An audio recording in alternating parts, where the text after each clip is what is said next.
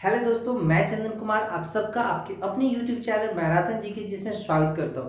दोस्तों, हम लोगों ने भारत के राज्यों की श्रृंखला की एक शुरुआत की थी और आज इसी श्रृंखला की अगली वीडियो लेकर के हम आपके सामने हैं। और आज हम लोग पढ़ने वाले हैं मध्य प्रदेश के बारे में, जिसे भारत में कई नामों से जाना जाता है। उन सारे नामों के साथ बहुत महत्वपूर्ण फैक्ट को आज हम इसी वीडियो में देखने वाले हैं। तो जो राज्य हम लोग पढ़ने वाले हैं उसके मैप को आप यहाँ देख रहे हो। इस मध्य प्रदेश के बारे में लगभग हर एग्जामिनेशन में सबसे ज्यादा पॉइंट देखने को मिल जाते हैं। कई नेशनल पार्क है, तो कई वाटरफॉल्स हैं, तो कई एयरपोर्ट्स के नाम यहाँ पे महत्वपूर्ण बन जाते हैं। तो जानते हैं इन सारे बिंदुओं को बड़े ही विस्तार से। तो बने रहिए हमारे साथ इस वीडियो में अंत तक और चीजों को ध्यान से सीखिए। तो चलिए दोस्तों, शुरुआत करते हैं आज की क्लास। तो मध्य प्रदेश से संबंधित जितने भी महत्वपूर्ण फैक्ट है उसकी शुरुआत कर लेते हैं। तो सबसे पहले देखते हैं कि मध्य प्रदेश जो आपको ये दिख रहा है, इसे कई नामों में से हम लोग जानते हैं। बहुत सारे नाम है मध्य प्रदेश के, जैसे इसे सोया प्रदेश भी कहा जाता है। दोस्तों, इसे सोया प्रदेश इसलिए कहा जाता है क्योंकि यहाँ पर सोयाबीन की खेती बहुत ज्यादा होती है। किसकी खेती होती है? सोयाबीन की खेती बहुत ज्यादा होती है। दोस्तों, आपको पता होना चाहिए कि जो सोयाबीन है उसमें प्रोटीन की मात्रा सबसे ज्यादा होता है। तो ये क्वेश्चन कई बार एग्जाम में पूछ लिया गया है, तो आप इसे भी याद रखना है। दोस्तों, मध्य प्रदेश को टाइगर स्टेट भी कहा जाता है क्योंकि प्रेजेंट की अगर बात करें तो मध्य प्रदेश में भारत में सबसे ज्यादा बाघ पाया जाता है मध्य प्रदेश में। अगर हम टाइगर रिपोर्ट 2018 की बात करें, अकॉर्डिंग टू टाइगर रिपोर्ट 2018 की अगर हम बात करें तो भारत में कुल बाघों की संख्या जो है ये 2967 है। याद रखना, भारत में कुल कितने बाघ हैं? तो 2967 बाघ जो है वो कुल भारत में है और पूरे वर्ल्ड में सबसे ज्यादा बाघ अपने ही देश में है। इन 2967 बाघों में मध्य प्रदेश जो है वो अकेले 526 बाघों के साथ नंबर 1 स्थान पर है। तो इसमें दो तीन नाम याद रखना, जैसे एमपी जो है ये आपका 526 बाघ के साथ पहले स्थान पर है। वहीं कर्नाटका की अगर हम बात करें तो कर्नाटका 2 बाघ कम यानी 524 बाघों के साथ दूसरे स्थान पर बना हुआ है। वहीं अगर हम उत्तराखंड की बात करें तो ये 442 बाघों के साथ तीसरे स्थान पर है। तो ये बाघ रिपोर्ट जो होता है दोस्तों, ये हर 4 साल पर आता है। पिछले 2014 में आया था, फिर 2018 में और अगला 2022 में आएगा। एक चीज और बता दूं इससे कि टाइगर प्रोजेक्ट दोस्तों कब शुरू हुआ है हमारे। टाइगर प्रोजेक्ट की बात करें तो यहाँ से भी बहुत बार क्वेश्चन आया हुआ है, आपको याद होना चाहिए। 1973 में यानी 1973 में जो है वो टाइगर रिजर्व जो प्रोजेक्ट है भारत में वो चलाया गया था। ये इंदिरा गांधी की सरकार उस समय चल रही थी। चलो, जिसको टाइगर स्टेट भी कहते हैं मध्य प्रदेश को, क्यों? क्योंकि यहाँ पर बाघों की संख्या ज्यादा है। इसको हृदय प्रदेश भी कहा जाता है। दोस्तों, इसको हृदय प्रदेश क्यों कहते हैं ये देखिए, भारत के अगर नक्शे में आप इसे देखेंगे तो ये बिल्कुल बीचों बीच स्थित है, एकदम हृदय के समान है और ये इसलिए इसे हृदय के बराबर लोगों ने दर्जा दिया है मध्य प्रदेश को। आगे देखिए, इसे नदियों का मायका भी कहा जाता है। दोस्तों, ये इसलिए कहा जाता है क्योंकि मध्य प्रदेश से बहुत सारी नदियों का उद्गम होता है। बहुत सारी नदियां जो हैं वहां से निकलती हैं, इसलिए इसको नदियों का मायका भी कहा जाता है। तो मध्य प्रदेश के ये 4 नाम आपको कारण सहित याद होना चाहिए।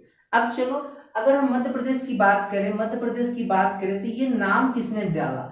तो मध्य प्रदेश का जो नामकरण हुआ था ये पंडित जवाहरलाल नेहरू ने किया था। आप इसको वीवीए बना लो, याद रखना। अगर आप मध्य प्रदेश के स्टेट पीएससी या स्टेट लेवल के कोई एग्जाम को देते हो, वहां पर इन सब प्रश्नों को बार बार पूछा गया है, तो वहां आपको बहुत मदद करेगा ये क्वेश्चन। अब देखो, नेहरू जी ने इसका नामकरण कर दिया। अब चलते थोड़ा सा इतिहास वाले भाग में कि जो मध्य प्रदेश प्रांत, यहाँ पर अभी मध्य प्रदेश नाम नहीं है, हम प्रांत की बात कर रहे हैं कि वहां पर कई सारे छोटे छोटे चीजों को मिला करके एक मध्य प्रांत बना हुआ था। तो उस समय की हम बात करें तो उस समय कई जो राजवंश चल रहे थे हमारे इतिहास में, उनका शासन मध्य प्रदेश पर देखने को मिलता है। जिनमें जो प्रमुख वंश है मौर्य वंश, जहां से राजा अशोक, आपको याद होगा, उन्होंने सांची का स्तूप जो बनवाया था। इसके बाद देखो गुप्त वंश भी मध्य प्रदेश पे शासन कर चुके हैं। मुगल वंशों का जो शासनकाल ये भी चला, और जब औरंगजेब की मृत्यु 1707 में हो जाती है, उसी के साथ मुगलों का जो वर्चस्व है वो वहां पर समाप्त हो जाता है। फिर मराठों का शासन भी जो है वो मध्य प्रदेश पर लंबे दिनों तक चला था। अगर हम मराठों की शासन देखें मध्य प्रदेश के जगहों में, प्रांतों में, तो याद रखना दोस्तों 1720 से लेकर के 1760 तक मध्य प्रदेश पर मराठों का शासन चला था। इसी दौरान एक युद्ध होता है जिसे बोलते हैं थर्ड आंग्ल मराठा युद्ध, यानी तीसरा आंग्ल मराठा युद्ध हुआ था। इस युद्ध में क्या हुआ दोस्तों कि अंग्रेजों ने मराठों को हराया था और मध्य प्रदेश के हिस्सों पर अंग्रेजों का वर्चस्व चढ़ गया था, वर्चस्व हो गया था, और यहाँ से ब्रिटिश के अधिकार में मध्य प्रदेश जो है वो आ गया था। तो याद रखना, ये युद्ध का नाम याद रखना, मराठों का शासनकाल याद रखेंगे आप। अब चलो, इन सब चीजों को झेलते हुए मध्य प्रदेश आगे बढ़ रहा था, और तभी भारत आजाद हो जाता है 15 अगस्त 1947। जब आजाद होता है तो अब मध्य प्रदेश को एक राज्य बनाने की मुहिम चली। इसमें क्या हुआ कि कई छोटे छोटे जो प्रांत थे उनको मिला करके एक बना दिया गया, और वो डेट निकल के सामने आता है 26 जनवरी 1950। दोस्तों याद रखना, मध्य प्रदेश का गठन 26 जनवरी 1950 को किया गया था, लेकिन एक राज्य के रूप में ये गठन नहीं कहेंगे आप, उसका डेट कुछ अलग है, वो मैं आगे बताऊंगा आपको। फिलहाल याद रखना, मध्य प्रदेश का गठन कई छोटे छोटे प्रांतों को मिलाकर के 26 जनवरी 1950 को कर दिया गया था। वो कई प्रांत कौन कौन है उसको भी देखें तो ब्रिटिश मध्य प्रांत जो अंग्रेजों का शासनकाल सेंट्रल इंडिया पर था उसको ले लिया गया। फिर एक बरार प्रांत आता था, छत्तीसगढ़ आता था और मकराई आता था। इन सारे प्रांतों को मिला करके मध्य प्रदेश नाम से एक राज्य का गठन किया जाता है, और वो डेट था 26 जनवरी 1950। बाद क्या होता है कि फिर जब हमारे देश में राज्य पुनर्गठन आयोग का काम शुरू होता है, जब वो अपना फंक्शन स्टार्ट करते हैं, तो कुछ राज्य, कुछ प्रांतों को हटा करके, कुछ प्रांतों को और नया जोड़ करके, और फिर हमारे भारत में मध्य प्रदेश राज्य का निर्माण हो जाता है, पुनर्निर्माण होता है, और वो डेट निकल के आता है दोस्तों 1 नवंबर 1956, और यहाँ से मध्य प्रदेश भारत का एक राज्य के रूप में काम करना स्टार्ट कर देता है। तो दोस्तों याद रखना, राज्य के रूप में गठन कई प्रांतों को मिलाकर किया गया था 26 जनवरी 1950 ये डेट, और जब ये मध्य प्रदेश बना इस डेट में, तो उस समय इसकी राजधानी नागालैंड बनाई गई थी। दोस्तों याद रखना, आज के डेट में मध्य प्रदेश की राजधानी भोपाल है, लेकिन तब में 1950 में जब ये बना था उस समय नागालैंड इसकी राजधानी हुआ करती थी। तो ये कुछ बेसिक पॉइंट आप मध्य प्रदेश से देखिए। देखते हैं अगले स्लाइड में कुछ और महत्वपूर्ण बातों को। चलिए तो आगे देखते हैं मध्य प्रदेश के बारे में। अभी तक जो हम लोगों ने देखा वो थोड़ा सा हिस्ट्री वाला पार्ट देखा था, जो आजादी से पहले की कहानी। अब देखो, अगर हम इसके वास्तविक रूप से अगर मध्य प्रदेश की गठन की बात करें कि रियलिटी में इसको एक राज्य के रूप में कब से दर्जा दे दिया गया, तो वो याद रखना आपको 1 नवंबर 1956, और इसी दिन अपना जो मध्य प्रदेश है वो स्थापना दिवस भी मनाता है। तो इसमें हुआ क्या था कि जो नागालैंड राजधानी बनाई गई थी एक समय में मध्य प्रदेश प्रांत की, वो काट के बंबई में मिला दिया गया, राजधानी को मिला दिया गया, और इसको भोपाल एक नया क्षेत्र इसमें जोड़ा गया जिसे राजधानी के रूप में लोगों ने स्वीकार कर लिया था। ठीक है, तो यहाँ से आपकी प्रेजेंट जो एमपी है वो दिखना शुरू हो जाता है। अगर हम इसकी राजधानी की बात करें तो भोपाल इसकी राजधानी है प्रेजेंट में, आपको याद रखना है। और भोपाल, अगर आपसे पूछा जाए कि भोपाल का नामकरण किसने किया था, तो राजा भोज का नाम याद रखना है। ठीक है, जो राजा भोज हैं इन्होंने भोपाल का नामकरण किया था, याद रखेंगे। ठीक, अगर यहाँ हम जिला की संख्या देखें, जिलों की अगर हम संख्या की बात करें तो 52 डिस्ट्रिक्ट जो है, 52 जिले जो है वो मध्य प्रदेश में हैं। दोस्तों कई जगहों पर आपको अभी प्रेजेंट में कई जगहों पर 55 जिला दिख रहा होगा। उस 55 के पीछे की कहानी मैं आपको बता दूं। ऐसे प्रेजेंट में 52 ही है, एग्जाम में ज्यादातर यही आएगा। 55 कैसे हुआ है, तो नोट में ये चीज को समझ लो।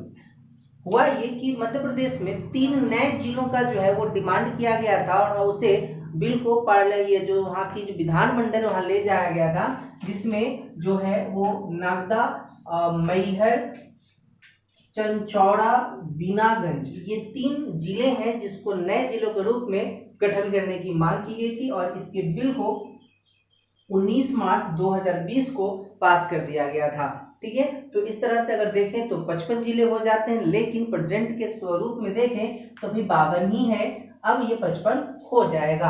अब चलो, अगर हम यहाँ के मुख्यमंत्री की बात करें, सीएम की बात करें, तो शिवराज सिंह चौहान याद रखना है, ये मुख्यमंत्री है मध्य प्रदेश के, और इनकी पार्टी अगर देखें तो ये बीजेपी से बिलोंग करते हैं। कहाँ से आते हैं दोस्तों?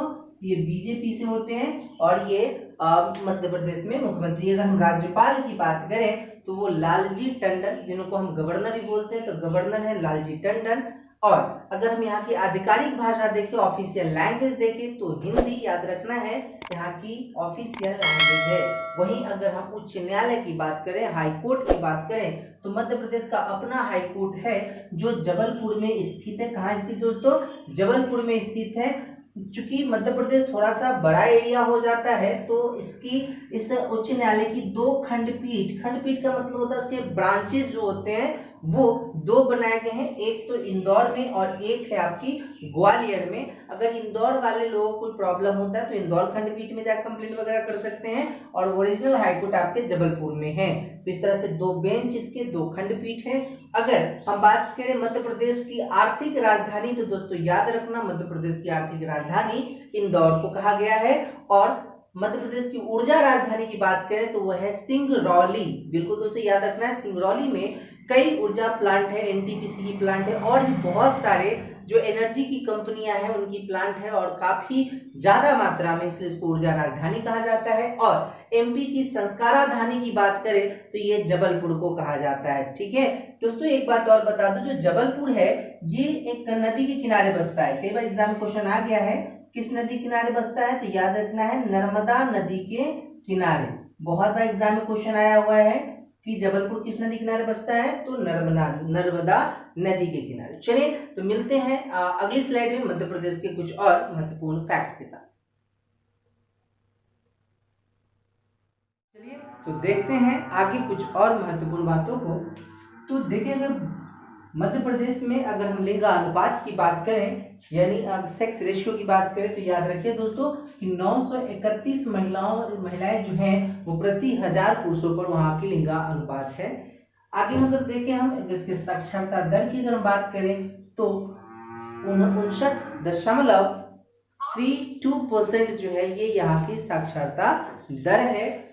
कहीं कहीं ये 70 के अप्रॉक्स में भी आपको दे सकता है, लेकिन आप जो है इसे याद रखना, ये अकॉर्डिंग टू सेंसस 2011 के अकॉर्डिंग। ठीक है, अगर हम बात करें यहाँ की राजकीय तथ्यों की बात करें कि स्टेट सिंबल जो है क्या क्या है, और मध्य प्रदेश ने किसे किसे अपना स्टेट सिंबल बना लिया है, तो वहां देखते हैं सबसे पहले कि यहाँ की पशु की बात करें यानी एनिमल देखें तो उसका नाम है बारहसिंगा। याद रखना दोस्तों, ये एक प्रकार की हिरन होती है, ये हिरन है जो बारहसिंगा प्रजाति से आती हैं। और इसे अगर उसका साइंटिफिक नेम देखें दोस्तों तो याद रखना है ड्यूसर्वस ड्यूवेस्ली, है ना, ये नाम है इसका साइंटिफिक नेम। और ऐसे बारहसिंगा करके आप याद रखना है।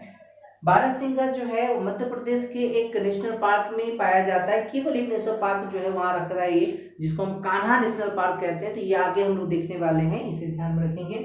अगर हम पक्षी की बात करें, यहाँ की बर्ड जो है वो है शाही बुलबुल, या इसे यहाँ जो है दूधराज नाम से भी जाना जाता है। तो शाही बुलबुल कह लीजिए या दूधराज कह लीजिए, या इसे लोग इंडियन पैराडाइज फ्लाई कैचर भी कहते हैं, इस नाम से भी इनको बुलाया जाता है। आगे देखिए, अगर हम सब फूल की बात करें, फ्लावर क्या है यहाँ, तो सफेद लिली याद रखना है। ये जो सफेद लिली है ये यहाँ का स्टेट फ्लावर घोषित हो चुका है। और अगर वृक्ष की हम बात करें तो बरगद, जिसे फाइकस बेंथालेंसिस के नाम से जानते हैं, फाइकस बेंथालेंसिस, ये बरगद जो है यहाँ की राजकीय वृक्ष है। दोस्तों ये भारत का भी राजकीय वृक्ष है ना, सॉरी, भारत का भी राष्ट्रीय वृक्ष में ये काउंट किया जाता है बरगद को। अगर यहाँ की खेल स्पोर्ट्स की बात करें तो मलखंभ जो है वो एक प्रकार का स्पोर्ट्स है जिसमें एक मोटा सा खंभा होता है, उस पर कुछ तेल वेल लगा दिया जाता है, तेल सारा, और उसी को पकड़ के लोग जो है वो अपना करतब दिखाते हैं, जिसे मलखंभ नाम दिया जाता है। तो जो मलखंभ गेम है ये 2013 से मध्य प्रदेश का राजकीय खेल घोषित है। तो याद रखना है मलखंभ। आगे देखें हम यहाँ की मछली की बात करें, जो राजकीय मछली है वो है महासी प्रकार की मछली है जो यहाँ की राजकीय मछली है। आगे एक लाइन दोस्तों नोट में मैंने यहाँ पर लिख दिया है, ये याद रखना है कि जो आपको पशु दिख रहा है बारहसिंघा जो है, पक्षी जो आपको दिख रहा है जो बुलबुल है यहाँ, और जो फूल आपको दिख रहा है सफेद लिली, इन तीनों को जो राज्य सरकार है वो अपने राज्य के प्रतीक के रूप में 1 नवंबर 1981 को एक्सेप्ट किया था, स्वीकार किया था। और इस दिन मध्य प्रदेश ने अपना 25वां जो वर्षगांठ है वो मनाया था, स्थापना दिवस मनाया था, ये 25वां वर्षगांठ कह सकते हैं आप। और इसी अवसर पर इसने अपने इन तीनों सिंबल को एक्सेप्ट कर लिया था। तो ये लाइन आपके एग्जामिनेशन के लिए महत्वपूर्ण हो सकता है, आप इसे ध्यान में रखेंगे। आगे हम देखें यहाँ की कुछ प्रमुख नदियों की बात करें जो कई बार एग्जामिनेशन में, स्टेट लेवल के एग्जाम में प्लस जो सेंट्रल लेवल के एग्जामिनेशन होते हैं वहां भी पूछने लिए जाते हैं। जैसे अगर नदियों की बात करें तो नर्मदा सबसे प्रसिद्ध और सबसे प्रमुख नदी है मध्य प्रदेश की, नर्मदा नदी याद रखना है। ये मध्य प्रदेश की लॉन्गेस्ट रिवर भी दोस्तों कहा गया है इसे। तो नर्मदा नदी हो गया, सोन नदी हो गया, चंबल नदी है, बेतवा नदी है, केन नदी है, धशान नदी है, ताप्ती है, सिप्रा है, काली सिंध नदी है। ये कुछ नदियों के नाम जो मध्य प्रदेश में महत्वपूर्ण है, मेजर है, उनके नाम हमने यहाँ पर डिनोट कर रखे हैं जहां से क्वेश्चन एग्जाम में पूछे जाते हैं। दोस्तों इसमें दो नदियों से क्वेश्चन कई बार, नर्मदा नदी एक याद रखना है आपको और एक नदी याद रखना है आपको ताप्ती। इन दोनों से क्वेश्चन बहुत बार पूछा है। जैसा कि पिछली स्लाइड में भी हमने बात की थी कि जो जबलपुर जो शहर है वो नर्मदा नदी के किनारे बसा हुआ है। तो यहाँ से एक फैक्ट ये पूछ लिया जाता है। एक फैक्ट और पूछा जाता है कि नर्मदा नदी से ही धुआंधार जलप्रपात जो है वो भी गिरता है। तो ये भी कई बार एग्जाम में पूछा गया है, धुआंधार जलप्रपात कहाँ है, तो ये जबलपुर मध्य प्रदेश में है और ये नर्मदा नदी से निकलती है। आगे देख लेते हैं कि जो नर्मदा नदी है और ताप्ती नदी है दोस्तों, ये दो ऐसी नदियां हैं जो रिफ्ट घाटियों से हो करके बहती हैं और ये दो ऐसी नदियां हैं जो अरब सागर में जाकर गिरती हैं। ये भी फैक्ट आप याद रखिएगा, तो इनसे क्वेश्चन एग्जाम में पूछ लिया जाता है। अगर हम बात करें यहाँ की राजकीय तथ्यों की, तो जो मध्य प्रदेश से उसका जो राजनीतिक परिदृश्य है वो क्या है, तो राज्यसभा सदस्य की संख्या अगर हम देखें तो 11 याद रखना है, लोकसभा सदस्य की संख्या अगर देखें तो 29 याद रखना है और विधानसभा सदस्य की संख्या अगर हम देखें तो वहां याद रखना है आपको 230। तो ये तीनों पॉइंट आपके लिए महत्वपूर्ण है, वीवीए बना लीजिए, एग्जाम में क्वेश्चन पूछ देता है। यहाँ से नदी वाले पॉइंट को वीवीए बना लीजिए, यहाँ से क्वेश्चन पूछे हैं एग्जामिनेशन में।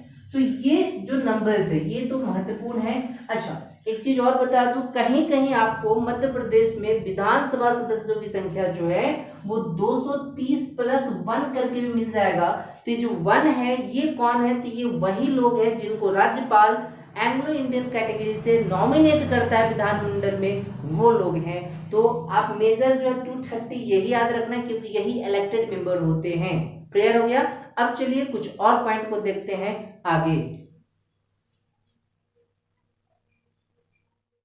तो देखते हैं आगे कुछ और महत्वपूर्ण पॉइंट को। अगर हम यहाँ मध्य प्रदेश के अगर नृत्य की बात करें, हम डांस की अगर बात करें तो जावरा नृत्य ये एक प्रसिद्ध नृत्य है जो मध्य प्रदेश में होता है। इसके बाद देखिए अखाड़ा नृत्य है, मांच नृत्य है, कहीं कहीं से मंच नृत्य करके भी मतलब बोल दिया जाता है, तो आप मांच या मंच याद रखना है। मटकी नृत्य है, राई नृत्य है दोस्तों। ये राई नृत्य जो है इसको मध्य प्रदेश में राजकीय नृत्य का दर्जा दिया गया, ठीक है, तो ये याद रखना है, इसको राजकीय नृत्य का दर्जा भी दिया जाता है राई को। फूल पत्ती नृत्य है, ये भी एक बड़ा ही प्रसिद्ध नृत्य है मध्य प्रदेश का। तो ये नृत्यों के नाम आप याद रखना है। अगर हम यहाँ की फेस्टिवल की बात करें, अगर हम उत्सवों की बात करें तो याद रखना है एक सिमहस्ता उत्सव मनाया जाता है, पीर बुदान मेला वहां पर लगता है एक, ठीक है, जो काफी चर्चा में रहता है। मालवा उत्सव, ये वीवीए बना लीजिए, ये बहुत बार आपके एग्जाम में पूछा गया है कि मालवा उत्सव जो है ये किस राज्य में मनाया जाता है। इसके बाद लोक रंग उत्सव, इससे भी वीवीए बना लीजिए, ये भी आपके एग्जाम में पूछने वाला क्वेश्चन है, 1-2 बार रिपीट भी हुआ है। लोक रंग उत्सव कहाँ बनता है, खजुराहो उत्सव, ये तो नाम चर्चा में रहता ही खजुराहो, और हम सब जानते हैं खजुराहो का जो स्मारक है, टेम्पल है, मंदिर है, ये आपके मध्य प्रदेश में है, तो वहीं से रिलेट करता होगा। जगेश्वरी देवी जो मेला हुआ है वो भी वहीं लगता है मध्य प्रदेश में। भगोरिया हाट मेला ये भी मध्य प्रदेश का है। ये कुछ महत्वपूर्ण फेस्टिवल है जिसको हमने यहाँ पर कलेक्ट कर दिया है, आप इसे अच्छे से याद कर लेंगे। अगर हम मध्य प्रदेश के कुछ प्रमुख मेजर डैम की बात करें, प्रमुख बांध की बात करें जहां से क्वेश्चन आपके एग्जाम में पूछ लिए जाते हैं, तो सबसे पहला याद रखना है बाणसागर बांध। बाणसागर बांध जो है ये सोन नदी पर स्थित है दोस्तों। किस नदी पर स्थित है? सोन नदी पर। इंदिरा सागर बांध ये नर्मदा नदी पर स्थित है। गांधी सागर बांध ये चंबल नदी पर स्थित है। दोस्तों इन तीनों बांध को याद करने का एक छोटा सा ट्रिक याद रखना कि जिस बांध में सागर आ जाए लगभग बांध मध्य प्रदेश में होगा, ठीक है, सागर वाला, ठीक है। जैसे बाण सागर हो गया, इंदिरा सागर हो गया, गांधी सागर हो गया, तो ये सारे। इसके बाद याद रखना ओमकेश्वर बांध ये नर्मदा नदी पर है। बरना बांध बरना नदी पर बना हुआ है। भीमगढ़ बांध जिसे हम संजय सरोवर बांध के नाम से भी जानते हैं, यह बांध वेन गंगा नदी पर बना हुआ है। तो इस तरह से जो बांध के कुछ नाम हैं ये आप ध्यान में रख लीजिए। अगर आप स्टेट पीएससी के एग्जाम में बैठ रहे हो या फिर मध्य प्रदेश के कुछ स्टेट से रिलेटेड एग्जाम में बैठ रहे हो वहां, या आप सेंट्रल में भी जाते हो तो वहां भी इस तरह का एक दो क्वेश्चन देखने को मिल ही जाता है। दोस्तों अगर आपने चैनल को सब्सक्राइब नहीं किया है तो जरूर कर देंगे, ठीक है, और वीडियो को लाइक जरूर करें, शेयर करें, कमेंट करें, अपना सुझाव जरूर दें। आगे देखते हैं दोस्तों कि मध्य प्रदेश के कुछ मेजर हवाई अड्डे हैं। ऐसे हवाई अड्डे तो बहुत सारे हैं, बट कुछ जो मेजर जहां से क्वेश्चन पूछा जा सकता है उन हवाई अड्डों की बात करें, एयरपोर्ट की बात करें, तो सबसे पहला राजा भोज इंटरनेशनल एयरपोर्ट। ये नाम पूछा है एग्जाम में कि यह एयरपोर्ट कहाँ है या किस शहर में है, तो याद रखना दोस्तों भोपाल जो मध्य प्रदेश की राजधानी है वहां राजा भोज इंटरनेशनल एयरपोर्ट है। इसके बाद देवी अहिल्याबाई इंटरनेशनल एयरपोर्ट, दोस्तों ये एयरपोर्ट ही मध्य प्रदेश के इंदौर में बना हुआ है।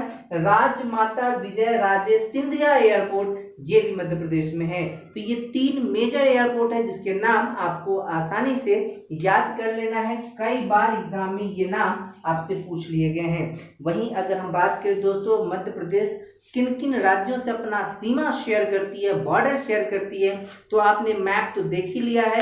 देखा है कि जो मैप है भारत के बीचों बीच मध्य प्रदेश स्थित है और इसीलिए इसका नाम मध्य प्रदेश भी है, जो नाम दिया था जवाहरलाल नेहरू ने दिया था, ठीक है।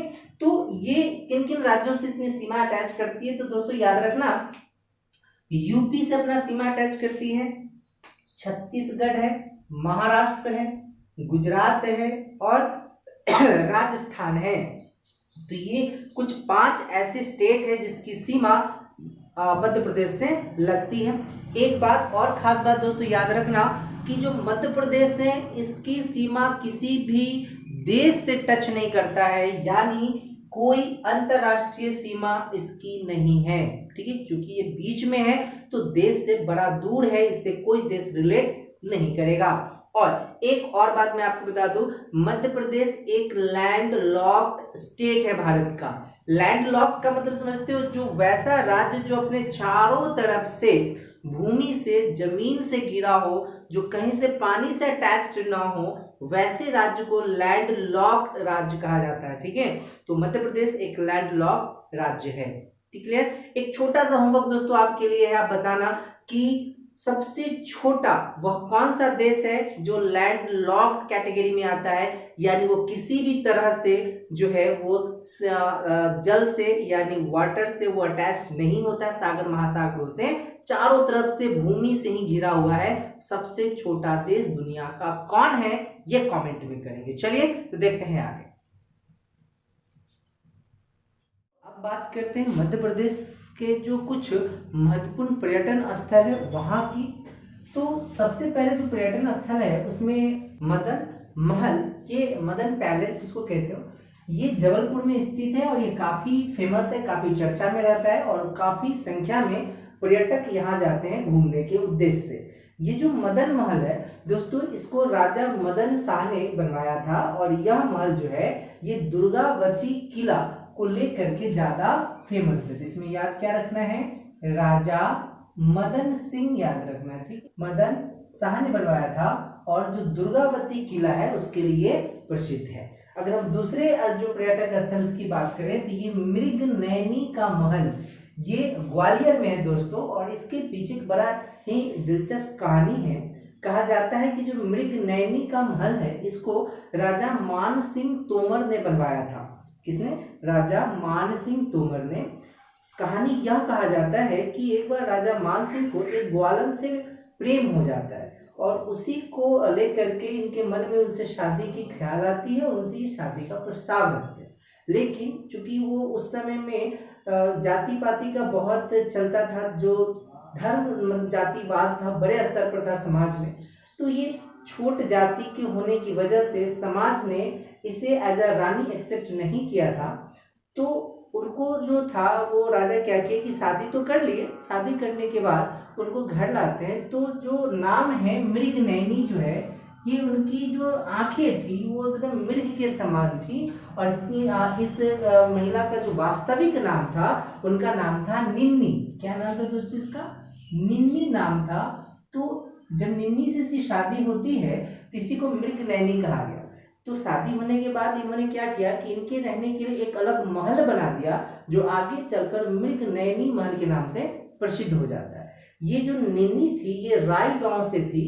इन्होंने कई सारे शर्त भी रखे थे राजा से कि अगर हम विवाह करेंगे आपसे तो हम पानी पीने के लिए अपने गांव से पानी लेके आएंगे, क्योंकि ये जहाँ इनका महल वगैरह बना था वहाँ पानी इनको अच्छा नहीं लग रहा था, इसलिए राजा ने पूरा पाइप वगैरह लगवा दिया था उनके गांव से लेकर के महल तक। तो बहुत सारी कहानियां इस महल से संबंधित है। तो याद रखना दोस्तों, मृगनयनी का महल जो है ये ग्वालियर में है और इसको किसने बनवाया था? राजा मान सिंह तोमर ने बनवाया था। चलिए आगे देखते हैं कंदरिया महादेव मंदिर। दोस्तों ये कंदरिया महादेव जो है ये खजुराहो में है और कहा जाता है कि इसे चंदेल शासकों ने बनवाया था और ये खजुराहो का जो मंदिरों का समूह उसमें ये सबसे बड़ा मंदिर कहा जाता है। दोस्तों जो कंदरिया वर्ड आपको दिखाई दे रहा है, एक जगह कहा जाता है कि जो कंदर्पी जो है ये शिव का एक नाम है और इसी नाम पर इसका नाम कंदरिया महादेव पड़ा। तो ये शिव मंदिर है दोस्तों जो खजुराहो में है। ये भी पर्यटन का एक बहुत बड़ा जरिया है, लोगों बहुत सारे लोग जाते हैं घूमने। धार का किला याद रखना है, ये धार में ही है। खजुराहो का मंदिर दोस्तों ये खजुराहो में ही है, खजुराहो का मंदिर जो है ये खजुराहो में है। और अगर हम बात करें यहाँ जो कुछ ईयर आपको दिखाई दे रहे हैं 1986, ये ईयर इसलिए खास है क्योंकि मध्य प्रदेश के इन 3 स्थलों को जो है ये यूनेस्को ने विश्व विरासत स्थलों में शामिल कर लिया। ठीक है, तो तीनों याद रखना। क्वेश्चन आपसे पूछ सकता है कि मध्य प्रदेश के कितने स्थल को विश्व विरासत में शामिल किया गया है, तो 3 है। कौन कौन है दोस्तों? खजुराहो का जो टेम्पल है जिसको चंदेल शासक बनवाया था, हजारों बार ये क्वेश्चन पूछा गया है और इसको 1986 में जो है वो दिया गया था मान्यता विश्व विरासत का। सांची का स्तूप ये राजा अशोक की कीर्ति मानी गई है, ये मध्य प्रदेश याद रखना है। 1989 में इसे विश्व विरासत में शामिल किया गया था। भीमबेटका की गुफाएं दोस्तों, जो भीमबेटका की गुफाएं हैं ये रॉक शेल्टर्स कहलाते हैं, यानी पत्थर की गुफाएं हैं और काफी कलाकृतियां दिखाई देती हैं इन गुफाओं में। कई तरह की पेंटिंग्स बनी हुई हैं और बहुत समय पहले जो है लोग इस गुफाओं में निवास करते थे। तो ये काफी प्रसिद्ध और काफी अपने आप में एक अद्भुत गुफा है दोस्तों भीमबेटका। तो इसे 2003 में विश्व विरासत में शामिल किया गया था। दोस्तों ये तीनों ईयर याद रखना है किससे संबंधित है, तो विश्व विरासत स्थल से। क्वेश्चन क्या पूछ देता है कि खजुराहो के मंदिर को विश्व विरासत स्थल में कब शामिल किया गया था। ये तीनों ईयर आपको ध्यान में रखने। चलिए दोस्तों कुछ वन्य जीव अभ्यारण्य और नेशनल पार्क की बात करें तो दोस्तों आपको याद है कि जो मध्य प्रदेश है वो नेशनल पार्क और टाइगर्स को लेकर के काफी चर्चा में बना रहता है। मध्य प्रदेश में दोस्तों कुल 6 टाइगर रिजर्व बनाए गए हैं और टाइगर की चर्चा हमने पहली शुरुआत में की थी, टाइगर प्रोजेक्ट कैसा है और मध्य प्रदेश को टाइगर स्टेट भी कहा जाता है। तो देखो दोस्तों कान्हा नेशनल पार्क भी बनाते चले, 6 नेशनल पार्क है, सब महत्वपूर्ण है, सबसे क्वेश्चन आते हैं। कान्हा नेशनल पार्क ये जो टीआर है टाइगर रिजर्व यानी बाघ संरक्षण है, यहाँ पे टाइगर रिजर्व है दोस्तों। याद रखना है यहाँ पर कान्हा नेशनल पार्क एकमात्र ऐसा नेशनल पार्क है जहां बारहसिंघा का भी रिजर्वेशन होता है, मतलब रिजर्व कहा जाता है, बारहसिंघा संरक्षण वहां पर। तो आपसे क्वेश्चन पूछ दिया जाए कि बारहसिंघा रिजर्व कहाँ है, तो आंसर याद रखना है आपको, कान्हा नेशनल पार्क। तो ये एकमात्र नेशनल पार्क है, ठीक है। अब चलो यहाँ कान्हा नेशनल पार्क से एक चीज और याद रखना है कि कान्हा नेशनल पार्क ने भूर सिंह नाम से एक मस्कट बनाया है, जिसे हिंदी में हम शुभंकर कहते हैं, और ये शुभंकर बनाने वाला भारत का पहला नेशनल पार्क बन गया है। शुभंकर दोस्तों किसी चीज का प्रतीक होता है, और ये जो भूर सिंह जो शुभंकर बनाया है, ये एक बारहसिंघा है, एक हिरन है। तो आपसे क्वेश्चन पूछ सकता है कि भूर सिंह नेशनल पार्क, भूर सिंह शुभंकर किस नेशनल पार्क ने बनाया, या भारत का पहला नेशनल पार्क जो मस्कट बनाया, या किस पशु को मस्कट बनाया गया। तो इस तरह के कई प्रश्न यहाँ से उठ सकते हैं।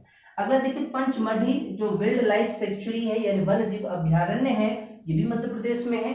आगे कुछ और नाम अगर देखें हम, तो बांधवगढ़ नेशनल पार्क, दोस्तों ये टाइगर रिजर्व है, याद रखना, कई बार क्वेश्चन आया हुआ है। बांधवगढ़ हो गया। सतपुड़ा नेशनल पार्क, ये भी आपका टाइगर रिजर्व है। पन्ना नेशनल पार्क, ये भी आपका टाइगर रिजर्व है। पेंच नेशनल पार्क, ये भी आपका टाइगर रिजर्व है। और संजय नेशनल पार्क, ये भी आपका टाइगर रिजर्व है। यानी कुल मिलाकर देखें तो मध्य प्रदेश में टोटल 6 टाइगर रिजर्व है, और 6 के नाम आपको ध्यान में रखना है। अब देखो, वान बिहार नेशनल पार्क, ये भी मध्य प्रदेश में स्थित है, और माधव नेशनल पार्क, ये भी मध्य प्रदेश में है। दोस्तों अगर हम मध्य प्रदेश के नेशनल पार्क को याद करें तो बड़ा आसान तरीका आपको बताता हूं। कृष्णा जी के नामों को आप बस याद रखना। कृष्णा जी कई नामों से पुकारे जाते हैं, भगवान कृष्ण को कई नाम से माधव बुलाते हैं, है ना। तो माधव कह लीजिए, बांधव कह लीजिए, ठीक है, इस तरह के नाम, कान्हा कह लीजिए। तो इस तरह के कई सारे नाम जो है भगवान कृष्ण से आप मैच करके यहाँ याद कर सकते हो। क्लियर। चलो, मध्य प्रदेश में कुछ जीआई टैग भी जो है वो मिला है कुछ प्रोडक्ट्स को, तो याद रखना। चंदेरी, दोस्तों चंदेरी की साड़ियां आपने खूब सुनी होगी, तो ये चंदेरी मध्य प्रदेश की है जिसको जीआई टैग मिल गया है। Leather toy of Indore, Indore में खास प्रकार की चमड़े की खिलौने बनाई जाती हैं, उन्हें भी जीआई टैग सरकार ने दे दिया है। और रातलामी सेब, दोस्तों ये सेब एप्पल वाला सेब नहीं है ना, ये सेब जो आप हल्दीराम का भुजिया वगैरह खाते हो ना, वो वाली सेब है, जिसकी स्पेलिंग अगर आप देखो तो SEV आप लिख सकते हो सेब। तो ये उस सेब जो है, एक खास प्रकार की सेब वहां बनती है रतलामी, जिसको जीआई टैग मिल गया। और कड़कनाथ मुर्गा, ये मुर्गा की प्रजाति है दोस्तों, काला मुर्गा होता है, और इसकी चिकन जो होती है काफी टेस्टी, काफी अच्छा माना गया है मध्य प्रदेश में, तो इसे भी जीआई टैग जो है वो मिला है। तो ये जीआई टैग भी आपके एग्जामिनेशन के लिए काफी महत्वपूर्ण है, तो इसे अच्छे से याद कर लीजिए। देखते हैं आगे के पॉइंट को। बात करते हैं मध्य प्रदेश के जो कुछ महत्वपूर्ण फैक्ट है वहां से, और ये स्लाइड आपके हर एग्जाम में सबसे ज्यादा प्रश्न लेकर के आता है, तो इसे आप अच्छे से और बारीकी से समझिएगा। देखिए दोस्तों, अगर महत्वपूर्ण तथ्यों की बात करें तो जो उत्कृष्ट खाद्यान्न उत्पादन करने वाला राज्य होता है उसे केंद्र सरकार एक अवार्ड देती है, जिसका नाम है कृषि कर्मण पुरस्कार। इस पुरस्कार को मध्य प्रदेश ने 5 बार दिया है, 5 टाइम्स, याद रखना है, 5 बार कृषि कर्मण पुरस्कार लेने वाला राज्य तो वो मध्य प्रदेश होगा। दोस्तों जो इसका राज्य चिन्ह है उसमें 24 स्तूप बनाए गए हैं, कुछ इस तरह का राज्य चिन्ह आपको मिल जाएगा, कुछ इस तरह का।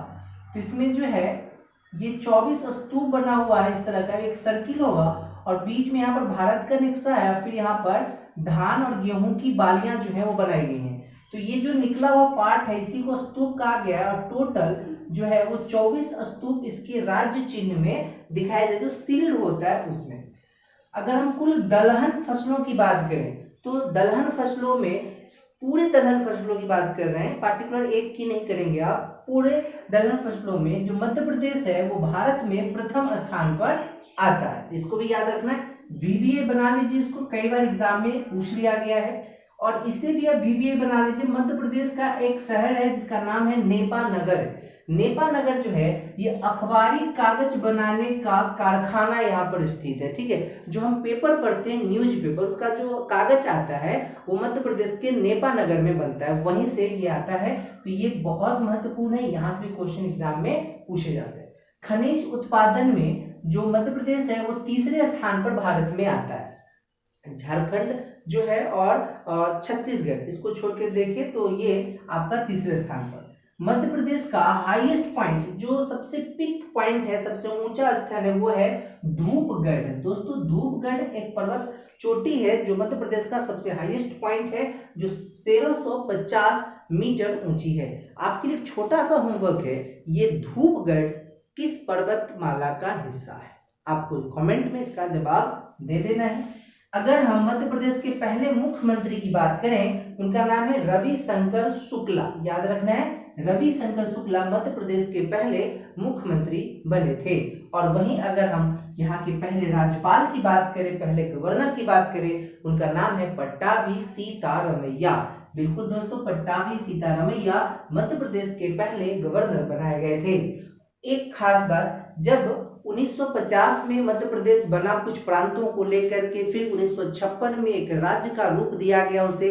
इसके बाद इसका जो वर्तमान स्वरूप आप देख रहे हैं, इसका एक बार और पुनर्गठन भी किया गया था। वो डेट याद रखना है आपको, 1 नवंबर 2000। इस दिन क्या हुआ था कि मध्य प्रदेश के साउथ ईस्टर्न पार्ट को काट करके, जो दक्षिण पूर्वी हिस्सा है उसे काट करके एक अलग राज्य बनाया गया था, जिसका नाम था छत्तीसगढ़।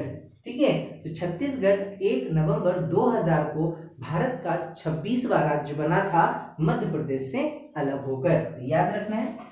सबसे अधिक जनजाति, दोस्तों जनजाति जो शेड्यूल ट्राइब होते हैं उनकी अगर हम बात करें, तो जनजाति जनसंख्या की दृष्टि से, नंबर्स ऑफ पीपल्स देखें अगर हम, तो सबसे ज्यादा जो जनजाति है वो मध्य प्रदेश में पाए जाते हैं। ये याद रखना, वीवीआई बना लेना इसको, बहुत बार एग्जाम में आया। वहीं थोड़ा सा अगर हेर फेर कर देना प्रश्न में, जैसे पूछ दे कि जनसंख्या प्रतिशत के हिसाब से सबसे ज्यादा जनजाति किस राज्य में है, तो याद रखना दोस्तों, इसका आंसर होता है मिजोरम। जनसंख्या की दृष्टि से मध्य प्रदेश नंबर स्थान पर जनजाति में, और प्रतिशतता के हिसाब से मिजोरम पहले स्थान में जनजातियों में। तो ये दोनों प्रश्नों को याद रखना, बड़ा छोटा सा अंतर है। एक बड़ा कॉमन सी कहावत है ना कि नुक्ता हेर फेर से खुदा जुदा हो जाता है, वही यहाँ पर लागू। थोड़ा सा क्वेश्चन बदल देना, सिर्फ जनसंख्या हटा दे, प्रतिशतता लगा दे, तो मिजोरम आंसर हो जाए। क्लियर? अब जो यहाँ जो कुछ प्रमुख जनजाति है जो मध्य प्रदेश में पाई जाती हैं, जिसमें भील जनजाति है, लंबाडी जनजाति है, बंजारा, गोंड, मुड़िया, वैगा, कोल, इस तरह की कुछ जनजातियां हैं जो मध्य प्रदेश में निवास करती, वहां पाई जाती हैं और ज्यादा जनसंख्या में हैं। अब चलो दोस्तों कुछ और महत्वपूर्ण बात, अगर हम मध्य प्रदेश की बात करें ना, तो जब तक छत्तीसगढ़ इसके साथ था तब तक इसका एरिया बहुत बड़ा हुआ करता था। ठीक है, और जब छत्तीसगढ़ अलग हो गया तो ये भारत में एरिया यानी क्षेत्रफल की दृष्टि से दूसरा सबसे बड़ा राज्य बना। इससे पहले ये राजस्थान को भी पीछे किए हुए था। ये भारत का पहला सबसे बड़ा राज्य हुआ करता था जब छत्तीसगढ़ नहीं था, इसके अलग नहीं था, जब साथ में था तब की बात। लेकिन आज की डेट में ये भारत का दूसरा सबसे बड़ा राज्य है अकॉर्डिंग टू एरिया, याद रखना। और सबसे बड़ा कौन है? तो राजस्थान है, याद होगा। जनसंख्या की दृष्टि से देखें तो इसका स्थान 5वें नंबर पर आता है, और जनसंख्या की दृष्टि से पहले नंबर पर दोस्तों यूपी आता है। याद रखना, सबसे ज्यादा जनसंख्या भारत में यूपी की है। सर्वाधिक अगर हम वन क्षेत्र की बात करें तो सबसे ज्यादा वन क्षेत्र जो है ये मध्य प्रदेश में है, ये याद रखना। सबसे ज्यादा फॉरेस्ट कवर्ड एरिया जो है वो आपके मध्य प्रदेश में होता है। अगर हम बात करें एक और बहुत महत्वपूर्ण फैक्ट की दोस्तों, तो याद रखना, भारत का एकमात्र राज्य जो डायमंड प्रोड्यूस करता है, हीरो का उत्पादन करता है, वो है आपका मध्य प्रदेश। ठीक है, एमपी में हीरो की खान है और यहाँ से हीरा प्रोडक्ट जो है प्रोड्यूस किया जाता है। और थोड़ा सा इतिहास में अगर दोस्तों चले तो आपने सुना होगा कि हमारे भारत में 16 महाजनपद हुआ करते थे, उसमें एक महाजनपद था अवंती महाजनपद, जिसकी राजधानी मध्य प्रदेश के उज्जैन में हुआ करती थी। तो इतिहास के नजरिए से भी ये काफी महत्वपूर्ण स्टेट हमारे लिए बन जाता है। चलिए दोस्तों, अगला लास्ट स्लाइड होगा इस वीडियो का, तो थोड़ा सा और पेशेंस, चूंकि वीडियो थोड़ा सा बड़ा हो गया है, लेकिन चूंकि जानना हमें ज्यादा है तो थोड़ा सा वक्त भी, थोड़ा सा समय भी हमें देना पड़ेगा। तो चलिए मिलते हैं लास्ट स्लाइड में। बात करते हैं मध्य प्रदेश के लास्ट स्लाइड में कुछ और महत्वपूर्ण बातें। दोस्तों अगर इसमें देखें तो एक जो इंडियन क्लासिकल म्यूजिक है उसमें खास कैटेगरी चलती है, खास श्रेणी है जिसको घराना कहा जाता है। याद रखना दोस्तों, जो घराना भारतीय शास्त्रीय संगीत है ये मध्य प्रदेश में फेमस है, मध्य प्रदेश में प्रचलित है ये। और इस घराने में 3 तरह के जो है वो मतलब यूजेस होते हैं, जैसे मेहर घराना है, ग्वालियर घराना है और सैनीय घराना है। ये तीनों आपके एग्जाम में पूछ लिया गया है कई बार कि मेहर घराना कहाँ पर प्रयोग किया, या घराना जो क्लास का संगीत है ये कहाँ होता है। तो याद रखना दोस्तों, मध्य प्रदेश में। मध्य प्रदेश में दोस्तों 14 ऐसे जिले हैं जहां से कर्क रेखा गुजरती है, यानी ट्रॉपिक ऑफ कैंसर। दोस्तों आपको याद होना चाहिए कि भारत में कुल कितने राज्य हैं जिनसे कर्क रेखा गुजरती है, ये मैं कई बार अपनी वीडियोस में आपको बता चुका हूं। एक छोटा सा होमवर्क आपको फिर से दे रहा हूं कि कितने राज्यों से कर्क रेखा भारत से गुजरती है, उनके नाम आप जरूर कमेंट सेक्शन में लिखेंगे। मैं यहाँ आपको बताता हूँ कि जो 14 जिले हैं जहां से मध्य प्रदेश से कर्क रेखा गुजरती है वो कौन कौन से जिले हैं। तो सबसे पहले बात करें, रतलाम जिला एक होता है, उज्जैन है, ठीक है। इसके बाद शाजापुर एक जिला आता है जो मध्य प्रदेश में, जहां से जो है वो कर्क रेखा गुजरती है। इसके बाद राजगढ़ एक जिला है। इसके बाद अगर देखें तो सीहोर एक जिला है, इसका रायसेन में से गुजरता है। सागर एक जिला करके आता है, वहां से भी गुजरता है आपका कर्क रेखा। इसका देखें तो दमोह एक जिला है जहां से कर्क रेखा गुजरती है। फिर जबलपुर है, कटनी है, विदिशा है। इन जिलों के अलावा एक और शहडोल नाम का एक जिला है जहां से गुजरती है, और उमरिया भी एक जिला है जहां से कर्क रेखा गुजरती है। तो ये 14 ऐसे जिले हैं जहां से कर्क रेखा, ऐसे जिलों का नाम आपसे नहीं पूछेगा इसलिए परेशान मत हो, आपसे बस यही पूछता है कि कर्क रेखा किस राज्य से गुजरती है, तो आपके नाम याद होने चाहिए। जैसे मध्य प्रदेश एक मैं आपको बता दिया हूँ, बाकी होमवर्क है आप जरूर कमेंट करना। दोस्तों ये वीवीए पॉइंट बना लीजिए, यहाँ से क्वेश्चन हो जाता है कि धुआंधार जलप्रपात जो है ये कहाँ है। सबसे पहला जवाब तो मध्य प्रदेश होगा। मध्य प्रदेश में भी कहाँ है, तो ये नर्मदा नदी से इसका निर्माण होता है, और ये भेड़ा घाट एक क्षेत्र है, जगह है जहां पर ये जलधारा उत्पन्न होती है, और इसे लोग गौतम धारा के नाम से भी जानते हैं। कहा जाता है कि करीब 50 फीट की ऊंचाई से नर्मदा नदी की जल जो जब गिरती है तो धुएं सा निर्माण होता है, धुआं का निर्माण होता है, और इसीलिए इसका नाम धुआंधार जलधारा पड़ जाता है। तो कई बार ये क्वेश्चन आया हुआ है कि धुआंधार जो वाटरफॉल है ये किस नदी के कारण बनता है या किस नदी से है, तो नर्मदा याद रखना। एक पॉइंट और दोस्तों बता दूं कि नर्मदा नदी को मध्य प्रदेश की जीवन रेखा भी कहा जाता है, मतलब कि जो नर्मदा नदी है ये मध्य प्रदेश के लिए काफी महत्वपूर्ण है, काफी इंपॉर्टेंट है इस वजह से। आगे देखें तो उसी नदी संबंधी एक और पॉइंट, ये वीवीए बना लो, यहाँ से भी बहुत बार एग्जाम में क्वेश्चन आया है कि नर्मदा और ताप्ती 2 ऐसी नदियां हैं भारत की जो रिफ्ट घाटियों से होकर गुजरता है, ठीक है। रिफ्ट घाटी कहने का मतलब बड़ा ही संकरा रास्ता, जैसे अगर मान लो कि ये 2 पर्वत है तो ये 2 पर्वतों के बीच से नदी गुजरती है, ठीक है, इसी को रिफ्ट घाटी कहा जाता है। तो पर्वतों के बीच से ये गुजरती हुई आगे बढ़ती है, और याद रखना ये 2 ऐसी नदियां हैं जो पश्चिम की ओर बहती है, बाकी जितनी नदियां सब पूरब की ओर बहती हैं, ये पश्चिम की ओर बहती है। ये भी क्वेश्चन आपके एग्जाम में पूछ लिया गया है। और एक और प्रश्न याद रखना, भारत की बाकी नदियों के अलावा इसमें एक और विषमता ये है कि ये अरब सागर में जाकर गिरती है, बाकी सब बंगाल की खाड़ी में गिरती है। तो 2-3 मेजर पॉइंट इन 2 नदियों के बारे में आपको ध्यान में रख लेना। दोस्तों मध्य प्रदेश के कुछ प्रमुख व्यक्ति हैं जिनसे क्वेश्चन रिलेट करके कभी पूछा जा सकता है, जैसे किशोर कुमार जो काफी फेमस सिंगर रह चुके हैं हमारे सिनेमा के जगत में। किशोर कुमार जो हैं ये खांडवा डिस्ट्रिक्ट से बिलोंग करते थे। लता मंगेशकर जी हैं ये इंदौर से हैं। तानसेन का नाम तो आपने सुना होगा, अकबर के दरबार में जो थे नवरत्नों में गिने जाते थे, संगीतज्ञ थे वहाँ। और आज की डेट में मध्य प्रदेश जो सरकार है वो तानसेन अवार्ड भी संगीत के क्षेत्र में देती है। तो इस तरह से प्रश्न भी पूछे थे। ये ग्वालियर के थे तानसेन। बैजू बावरा का नाम आपने सुना होगा, ये भी ग्वालियर से रिलेट करते हैं और ये भी मध्य प्रदेश के हैं। चलिए दोस्तों एक छोटा सा और होमवर्क, तानसेन का वास्तविक नाम क्या था ये आप बताएंगे, ठीक है। तो चलिए आगे, इस स्लाइड के बाद अब कोई स्लाइड नहीं है, घबराने की जरूरत नहीं है। मध्य प्रदेश की जो भी स्टैटिक्स जीके थी जहां से प्रश्न पूछे जा सकते थे आपके एग्जाम में, वो सारे प्रश्न हमने करवा दिए हैं। और इससे बाहर आपके एग्जाम में प्रश्न न के बराबर ही पूछा जाएगा। तो थोड़ा सा इसे 1-2 बार रिवाइज कर दीजिएगा, आपके लिए ये हमेशा के लिए आपका हो जाएगा। दोस्तों एक छोटा सा और आपको मैं इंफॉर्मेशन दे दूं, जो क्विज चलता है हमारे मैराथन जी के जीएस यूट्यूब फैमिली जो ग्रुप बना हुआ है आपके फेसबुक पे, वहाँ पे क्विज चलता है आपका 9 से 10 प्रतिदिन, रात के 9 बजे से 10 बजे के बीच में। तो आप उसमें पार्टिसिपेट करें, वीडियोस पे आधारित वो क्विज होता है और क्विज के बाद हम आपको पीडीएफ भी प्रोवाइड करते हैं, ठीक है। और उस पीडीएफ में एक रेड कलर का बॉक्स भी बना हुआ रहता है इस तरह का। अगर आप इस बॉक्स पे क्लिक करेंगे तो आप सीधे उस क्विज से रिलेटेड वीडियो पे चले जाएंगे, जहां से आपका रिवीजन बहुत ही आसानी से और बड़ा तेजी से हो जाएगा, ठीक है। तो आशा करते हैं आपको ये सारे प्रश्न, सारे पॉइंट क्लियर हो गए होंगे। चलिए मिलते हैं एक और बेहतरीन वीडियो में, एक और बेहतरीन मजेदार फैक्टों के साथ। चलिए तब तक धन्यवाद, थैंक यू।